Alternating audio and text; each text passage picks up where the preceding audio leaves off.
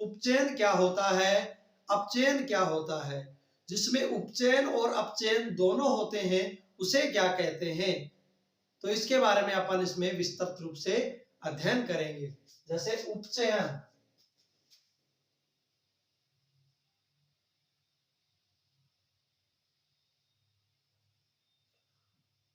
उपचयन या ऑक्सीकरण,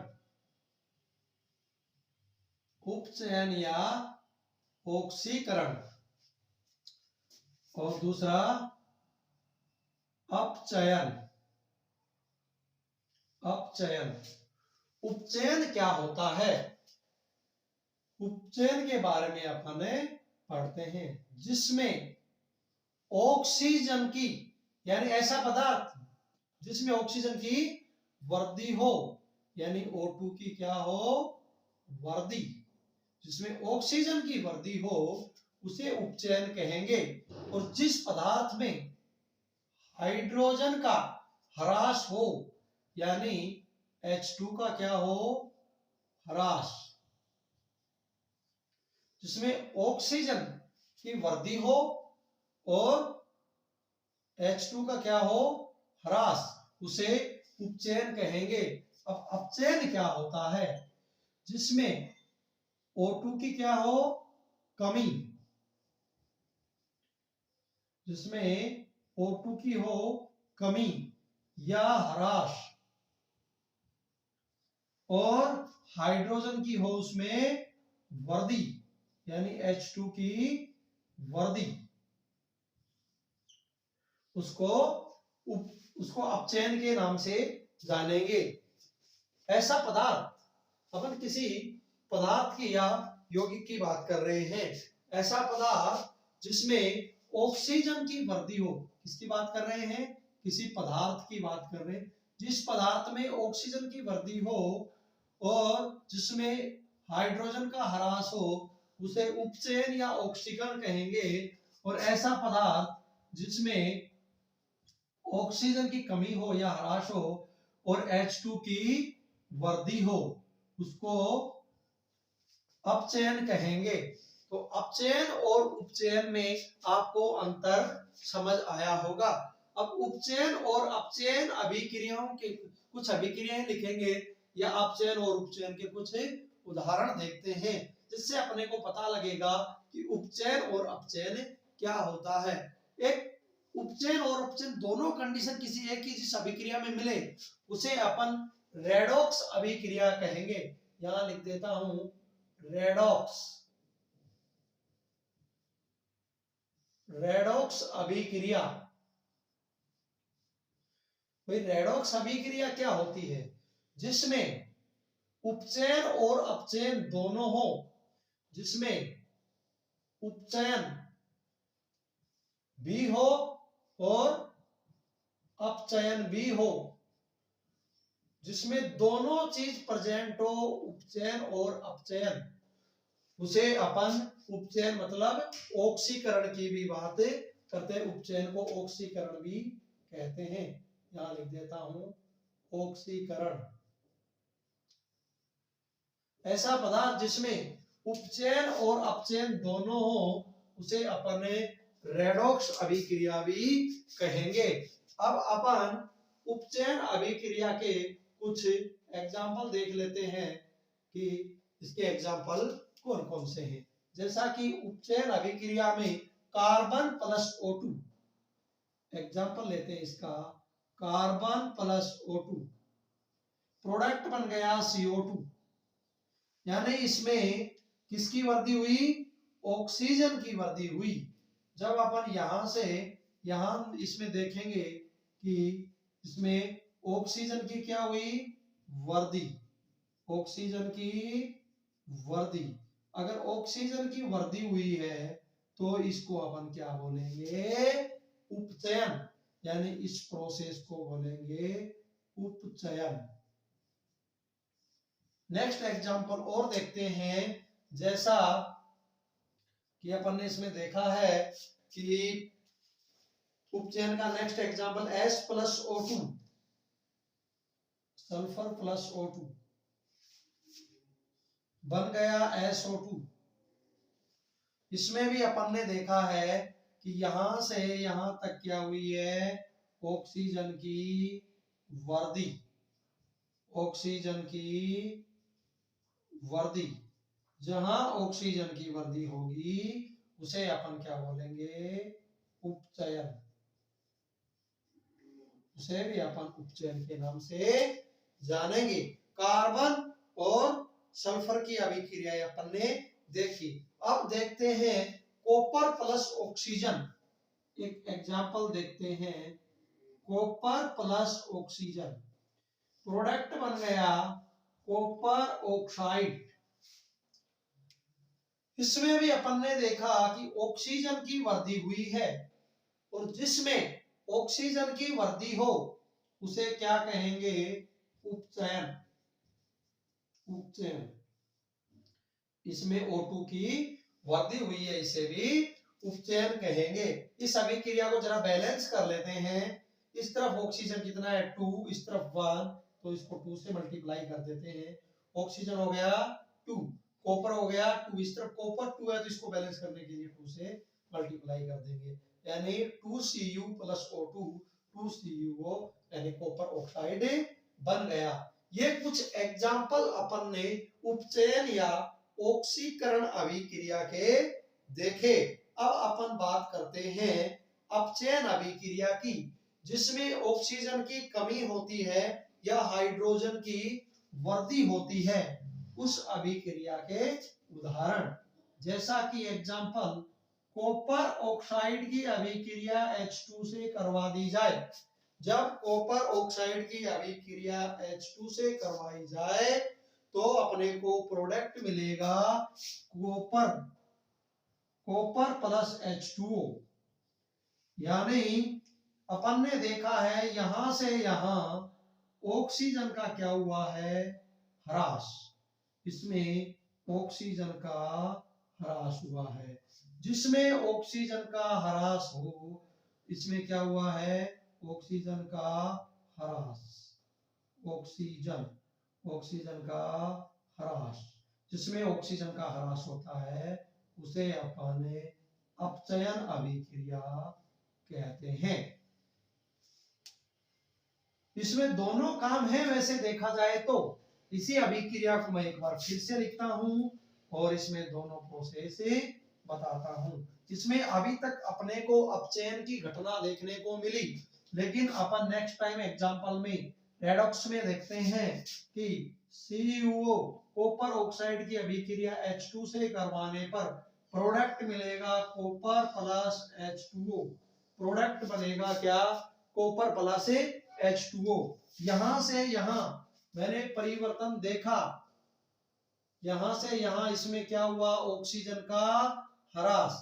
यहां लिख देता हूं ऑक्सीजन का ह्रास, ऑक्सीजन ह्रास। जिसमें ऑक्सीजन का ह्रास होता है उसे अपन अपचयन अभिक्रिया कहते हैं। और जिसमें ऑक्सीजन की वृद्धि होती हो, जिसमें ऑक्सीजन की वृद्धि होती हो, यहां क्या हुआ है, ऑक्सीजन की वृद्धि, ऑक्सीजन की वृद्धि। यहां ऑक्सीजन की वृद्धि हुई है। जहां ऑक्सीजन की वृद्धि हो उसे अपन उपचयन या फिर ऑक्सीकरण अभिक्रिया कहते हैं। ऑक्सीकरण, उपचयन या ऑक्सीकरण अभिक्रिया। अपन ने देखा उपचयन अभिक्रियाएं ऐसी अभिक्रियाएं जिसमें ऑक्सीजन का ह्रास हो। अपन ने देखा है कार्बन में ऑक्सीजन जुड़ गया, जिसमें ऑक्सीजन की वृद्धि हो, यानी ऑक्सीजन जुड़ गया, कार्बन डाइऑक्साइड बन गया तो ऑक्सीजन की वृद्धि हुई, यानी उपचयन अभिक्रिया। सल्फर में ऑक्सीजन जुड़ा, SO2 बना, ऑक्सीजन की वृद्धि हुई, उपचयन अभिक्रिया। कॉपर में ऑक्सीजन जुड़ गया, CuO यानी कॉपर ऑक्साइड बन गया, इसमें भी उपचयन यानी ऑक्सीजन की वृद्धि का होना उपचयन अभिक्रिया का उदाहरण है। अपचयन अभिक्रिया, अपचयन अभिक्रिया के बारे में भी अपन ने अभी बात की है। अपचयन अभिक्रिया ऐसी अभिक्रिया जिसमें ऑक्सीजन का ह्रास हो या H2 या ऑक्सीजन की वृद्धि हो उसे अपचयन अभिक्रिया कहते हैं। जैसा कॉपर के अंदर अपन ने देखा ऑक्सीजन का ह्रास हो गया, ऑक्सीजन का ह्रास हो गया, उसे अपन क्या कहेंगे, अपचयन अभिक्रिया, या ऑक्सीकरण का ह्रास होना अपचयन अभिक्रिया का उदाहरण है।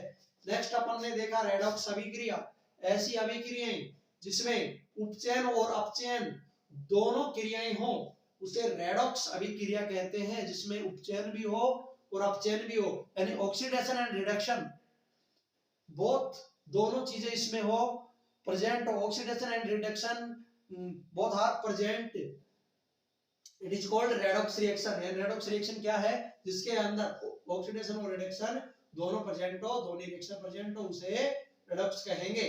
एग्जांपल के तौर पे देखा कॉपर ऑक्साइड में H2 की अभिक्रिया जो करवाई थी, बन गया copper plus H2O। Copper oxide से कॉपर का बनना यानी ऑक्सीजन का ह्रास होना, जिसमें ऑक्सीजन का ह्रास हो उसे कहेंगे अपचयन अभिक्रिया। H2 में ऑक्सीजन का जुड़ना यानी ऑक्सीजन की वर्दी, उसे कहेंगे उपचयन या ऑक्सीकरण अभिक्रिया। तो अभी तक अपन ने ऑक्सीकरण और अपचयन में और रेडॉक्स में कुछ विविधताएं देखी कि ऑक्सीकरण क्या होता है, अपचयन क्या होता है, इसके कुछ एग्जाम्पल देखे। अब अपन बात करते हैं रेडॉक्स अभिक्रिया के एक एग्जाम्पल की, और कि रेडॉक्स अभिक्रिया में अपन ने देखा उपचयन भी होना चाहिए और अपचयन भी होना चाहिए। जैसे ZNO प्लस कार्बन की अभिक्रिया, एक एग्जांपल देखा अपन ने ZNO, zinc oxide plus carbon की रिएक्शन करवाने पर, जिंक ऑक्साइड प्लस कार्बन की रिएक्शन करवाने पर प्रोडक्ट क्या मिलेगा अपने को, जिंक प्लस CO, प्रोडक्ट मिल गया अपने को जिंक प्लस CO। आपने देखा होगा कि जिंक ZNO, जिंक ऑक्साइड से जिंक में बदलना यानी ऑक्सीजन की कमी या ऑक्सीजन का ह्रास, जिसमें ऑक्सीजन का ह्रास होता हो उसे कहेंगे अपचयन अभिक्रिया, अपचयन। और जिसमें ऑक्सीजन की वृद्धि होती हो, जैसे कार्बन यहां से अपन ने देखा यहां तक, इसके अंदर क्या हुआ, इसके अंदर ऑक्सीजन की वृद्धि हो गई, जिसमें ऑक्सीजन की वृद्धि हो उसे अपन क्या कहेंगे, उपचयन अभिक्रिया, उपचयन, उपचयन अभिक्रिया, उसे अपन क्या कहेंगे, उपचयन अभिक्रिया। जिसमें उपचयन और अपचयन दोनों होता है उसे अपन कहते हैं रेडॉक्स अभिक्रिया। एक एग्जांपल देखा कॉपर ऑक्साइड के अंदर हाइड्रोजन से अभिक्रिया, दूसरा देखा जिंक ऑक्साइड की कार्बन से अभिक्रिया, दोनों रेडॉक्स अभिक्रिया के उदाहरण हैं। एक एग्जांपल और देखते हैं MnO2 plus HCl। Example MnO2 की अभिक्रिया HCl से करवाने पर प्रोडक्ट क्या मिलेगा अपने को, MnO2 की अभिक्रिया HCl से कराने पर MnCl2 प्लस H2O, प्रोडक्ट मिल गया MnCl2 plus H2O plus Cl2, ये अपने को प्रोडक्ट मिल गया। MnCl2 की अभिक्रिया HCl से करवाने पर MnCl2 H2O प्लस Cl2, ये प्रोडक्ट अपने को मिला। अब इस अभिक्रिया में अपन देखते हैं कि MnO2 से MnCl2 तक क्या हुआ, O2 की कमी, और जैसे ही ऑक्सीजन का ह्रास हुआ, जिसमें ऑक्सीजन का ह्रास होगा उसे अपचयन अभिक्रिया कहेंगे, उसे अपचयन अभिक्रिया कहेंगे। जैसे ही HCl से H2O बना, HCl से क्या बना, H2O, इसके अंदर क्या हुआ, ऑक्सीजन की वर्दी, O2 की वर्दी, जिसमें O2 की वर्दी हो जाए उसे अपन क्या कहेंगे, उपचयन अभिक्रिया, उपचयन। तो ऐसी अभिक्रिया जिसमें उपचयन और अपचयन दोनों होते हैं उसे रेडॉक्स अभिक्रिया कहते हैं। अब इस अभिक्रिया को बैलेंस करके देख लेते हैं। जैसे MnO2 plus HCl, MnCl2 plus H2O plus Cl2, ये बन गया।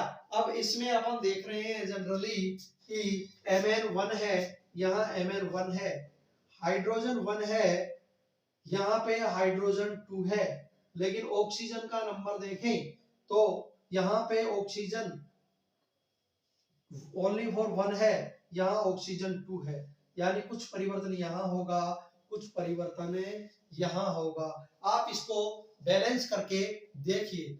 आप इसको अगर बैलेंस नहीं कर पाते हैं तो मैं इसको बैलेंस करके बताता हूं, एक बार आप इसका प्रयास कीजिए बैलेंस करने का।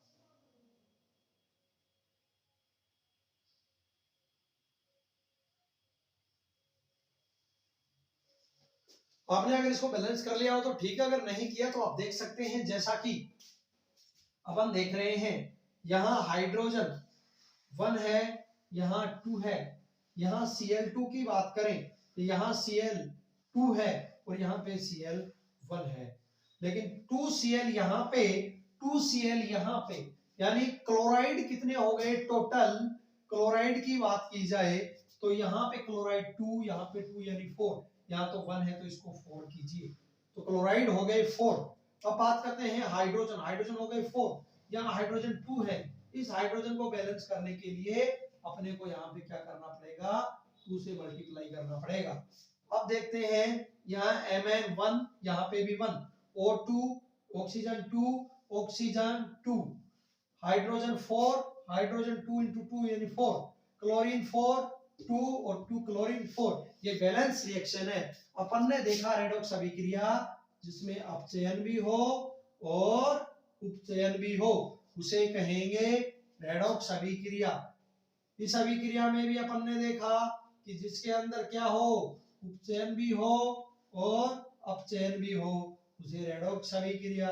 इस अभिक्रिया में भी उपचयन भी हुआ और अपचयन भी हुआ, जिसमें उपचयन अपचयन दोनों होते हैं, उसे रेडॉक्स अभिक्रिया कहते हैं।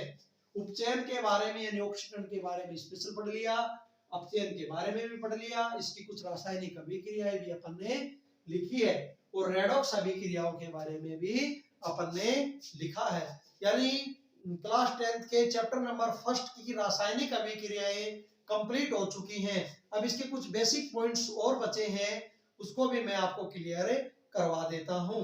एक बार आप इसको नोट कर लीजिए या फिर स्क्रीनशॉट ले लीजिए।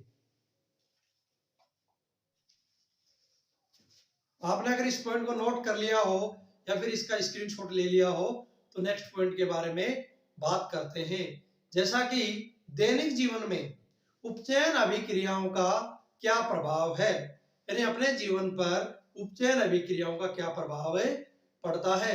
जैसे क्षारण के बारे में बात करेंगे। ये जो क्षारण है ये क्या होता है, जैसे लोहे या फिर कोई धातुएं जिन पर कुछ नमी वगैरह होने से उसकी ऊपरी परत का नष्ट होना या फिर उसका उपचयित होकर के खराब हो जाना ही क्षारण होता है।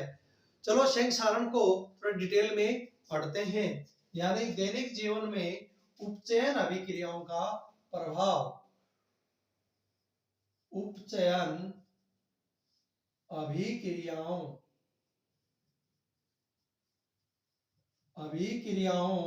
का प्रभाव, अपने जीवन पर इन उपचयन अभिक्रियाओं का क्या प्रभाव पड़ता है। सबसे पहले अपन क्षारण की बात करेंगे।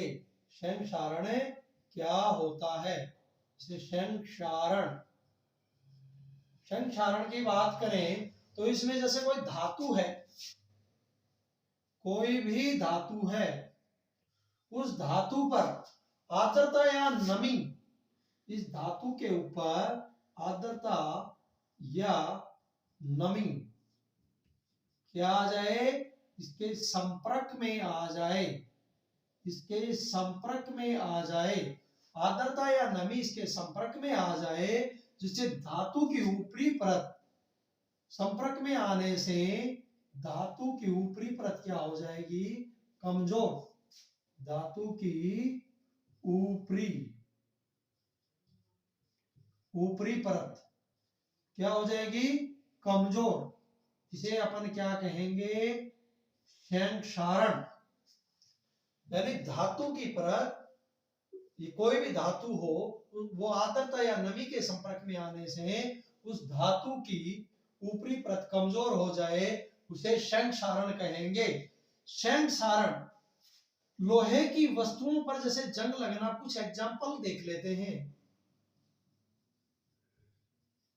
लोहे की वस्तुओं पर जंग लगना क्या है?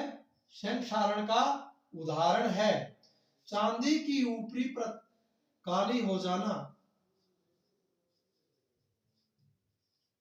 चांदी की ऊपरी परत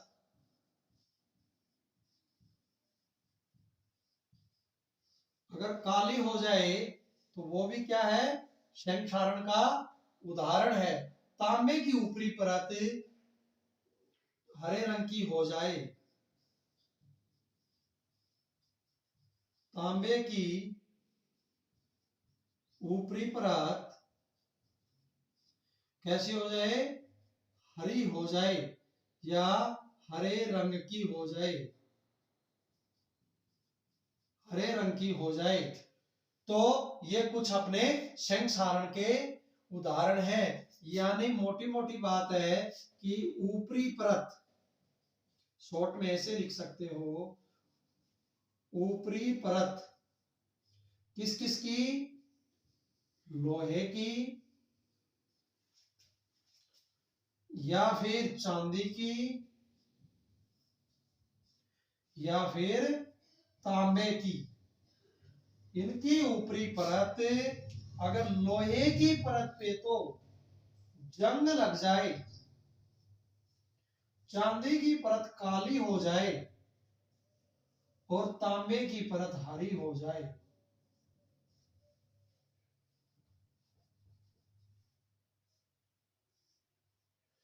तांबे की ऊपरी परत अगर हरे कलर की हो जाए तो ये सब किसके उदाहरण हैं? क्षारण के उदाहरण हैं। अब इस क्षारण से बचा कैसे जा सकता है? जैसे इसके क्षारण के कुछ उपाय की बात कर लेते हैं। उपाय, तो क्षारण के कुछ उपाय हैं। पहला उपाय है यसद लेपन। अगर यसद लेपन कर लेते हैं तो क्षारण से बचा जा सकता है। और अगर इसके ऊपर विद्युत लेपन या फिर पेंट कर लेते हैं, यानी विद्युत का लेपन, विद्युत लेपन, विद्युत लेपन या फिर पेंट, पेंट करें, या तो यसद लेपन करें या फिर विद्युत लेपन करें या फिर पेंट करें, फिर अपन किससे? क्षारण से बच सकते हैं। अपन ने दैनिक जीवन में कुछ उपचयन अभिक्रियाओं का प्रभाव देखा है। जैसे धातुओं पर, धातुओं की ऊपरी परत पर जंग लग जाए तो वो परत यानी ऊपरी परत खराब हो जाती है, यानी वो धातु खराब होने लग जाती है जंग लगने पर। जैसे लोहे पर जंग लग गया। चांदी की ऊपरी परत अगर काली हो गई और तांबे की ऊपरी परत हरे रंग की हो गई, यानी उनका क्षारण हुआ है, उनका ह्रास हुआ है, उनका नुकसान हुआ है, वो परतें कमजोर हो गई। ये कुछ क्षारण के उदाहरण हैं। इसको शॉर्ट रूप में ऐसे लिख सकते हैं, ऊपरी परत लोहे की भी जंग लगे, चांदी की परत काली हो जाए, तांबे की हरे रंग की हो जाए। उपाय है उसके ऊपर यसद लेपन या फिर विद्युत लेपन या फिर पेंट करके, जैसे लोहे की चीजों पर अपन पेंट करते हैं, रेडॉक्साइड, रेडॉक्साइड अपन उसके ऊपर कर लेते हैं, जिससे जंग लगने से लोहा बच जाता है, यानी उसकी ऊपरी परत खराब होने से बच जाती है। तो ये कुछ इसके उपाय हैं। अब बात करते हैं अपन इसकी अपचयन अभिक्रियाओं के कुछ प्रभाव की, कि विकृत गंधिका, विकृत गंधिका क्या होती है? विकृत गंधिता, विकृत गंधिता यानी विकृत गंधिता के शब्द से पता लग रहा है, गंधिता यानी खराब होना, कोई भी खाद्य सामग्री होगी वो खराब हो जाएगी। यानी वसायुक्त, वसायुक्त कोई भी खाद्य सामग्री है या फिर कोई भी तेलीय खाद्य सामग्री है, तेलीय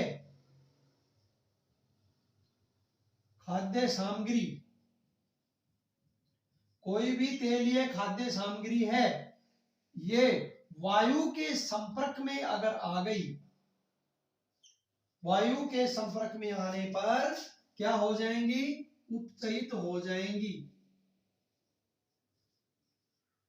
O2 के संपर्क में आने पर, O2 के संपर्क में आने पर उपचयित होने लग जाएंगी, और उपचयित हो जाएंगी तो उनके स्वाद और गंध में क्या आ जाएगा, उपचयित होते ही परिवर्तित हो जाएंगे, परिवर्तन आएगा। किसमें परिवर्तन आएगा, इनके स्वाद में परिवर्तन आएगा और गंध में परिवर्तन आएगा। इसे ही अपन विकृत गंधिका कहेंगे। विकृत गंधिका क्या है, किसी भी खाद्य सामग्री के स्वाद और गंध में परिवर्तन आना ही विकृत गंधिका है। यानी कोई भी खाद्य सामग्री है जो वसा युक्त है, या कोई भी खाद्य सामग्री जो तेलीय खाद्य सामग्री है, तेल के द्वारा बनी हुई है, जैसे आपने देखे होंगे समोसे, पकोड़े, कचौरी, ये सब चीजें, या इडली, डोसे, बर्गर, ये सब चीजें क्या है, तेल के द्वारा बनने वाली चीजें हैं। जितने भी खाद्य सामग्री जो तेल से बनी गई है या वसा से बनी गई है, यानी वसा जिसमें फैट है, घी वगैरह, उनसे अगर बनाई गई है, अगर वो लंबे समय तक रही, अगर वो उनको O2 के संपर्क में लाया गया तो वो उपचयित हो जाएंगी, और उपचयित होने के बाद में उसमें एक परिवर्तन आएगा, रासायनिक परिवर्तन, जिससे उसकी स्वाद में परिवर्तन होगा, उसकी गंध में परिवर्तन होगा, यानी उसकी स्मेल में परिवर्तन होगा। उसे अपन विकृत गंधिका कहेंगे।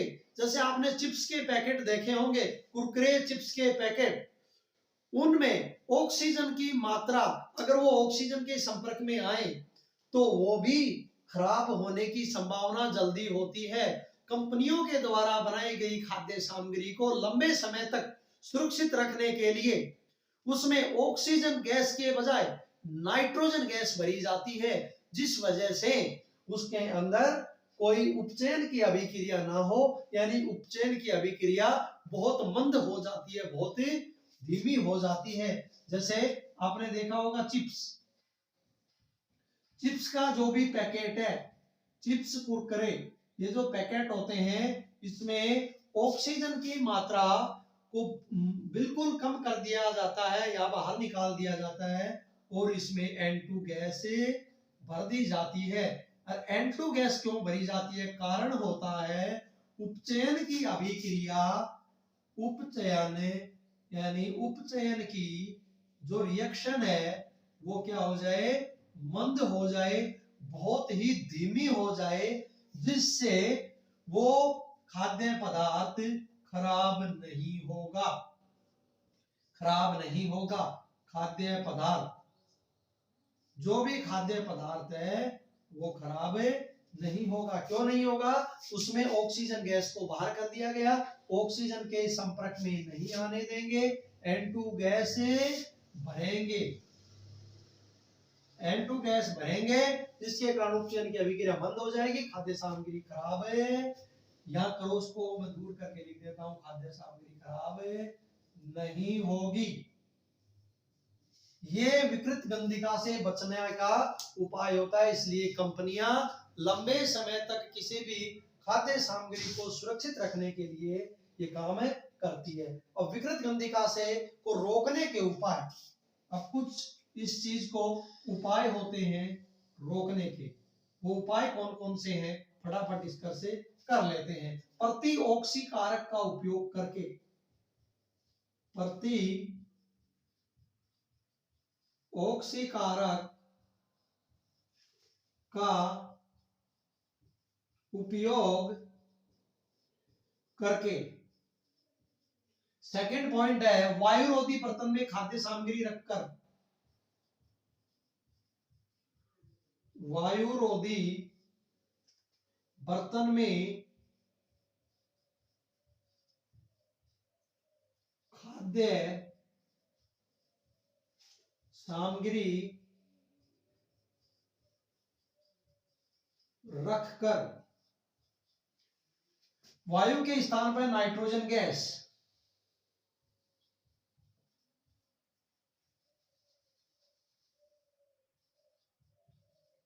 वायु, या यहां पे O2 लिख देता हूं, O2 के स्थान पर N2 गैस भरना शीतलन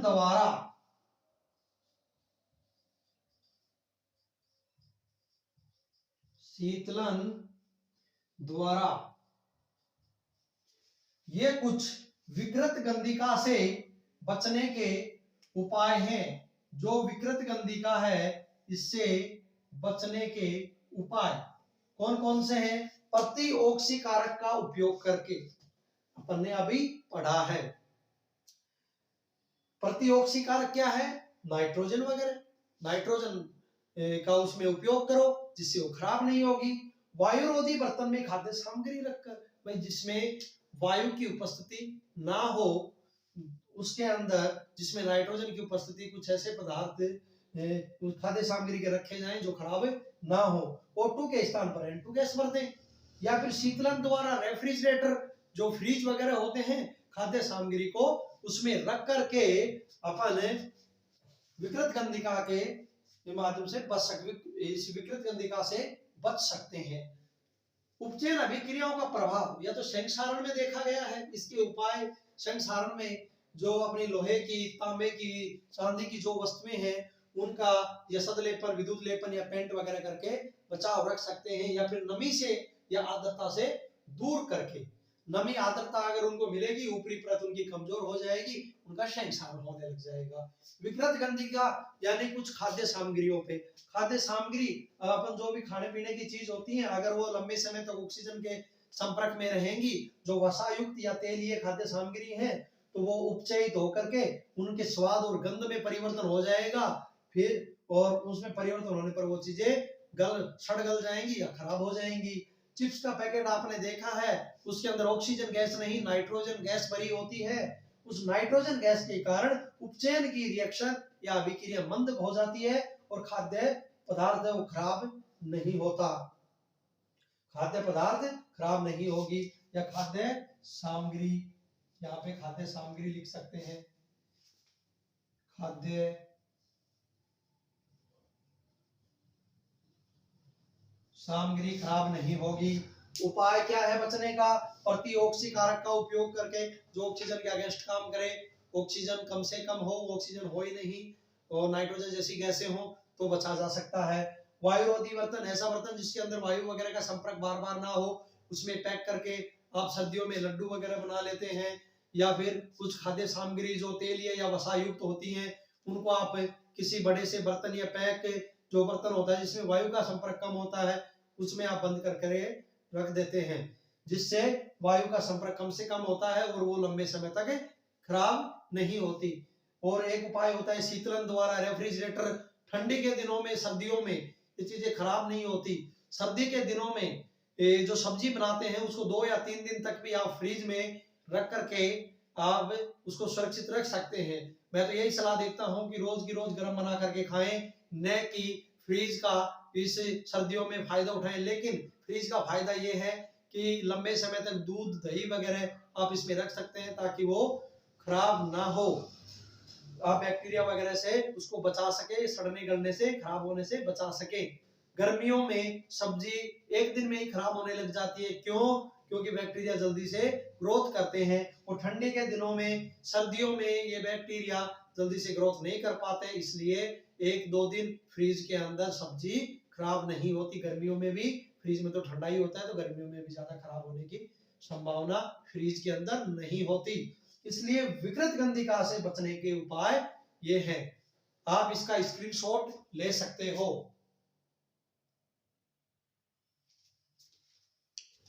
आज अपन ने चैप्टर नंबर फर्स्ट साइंस का कंप्लीट कर लिया है। इसको अपन ने विथ नोट्स बोर्ड पे आपको हर एक टॉपिक को डिस्कस करवाया, हर एक पॉइंट को, हर एक रासायनिक अभिक्रिया, रासायनिक सूत्र कैसे संतुलित किया जाता है, कितने प्रकार की रासायनिक अभिक्रिया हैं, दैनिक जीवन पे इन उपचयन अभिक्रियाओं का क्या प्रभाव है, ये सब चीजें मैंने बड़े डिटेल से आपको पढ़ाई हैं। तो इस चैप्टर को सिस्टमेटिक ढंग से पढ़िए, बोर्ड एग्जाम में इससे बाहर आपको कोई भी क्वेश्चन देखने को नहीं मिलेगा। नेक्स्ट पार्ट में इस चैप्टर के इंटरनल क्वेश्चन और एक्सटर्नल क्वेश्चन यानी एनसीईआरटी के जो क्वेश्चन है उनको मैं सोल्व करवाऊंगा। आप जब तक इन नोट्स को सिस्टमेटिक ढंग से पढ़ लीजिए या अपने नोटबुक में आप नोट भी करते जाइए, ताकि एग्जाम के टाइम आपको इसको रिवीजन करने का अच्छे से मौका मिले और बेहतर से बेहतर रिजल्ट बना पाए। जय हिंद।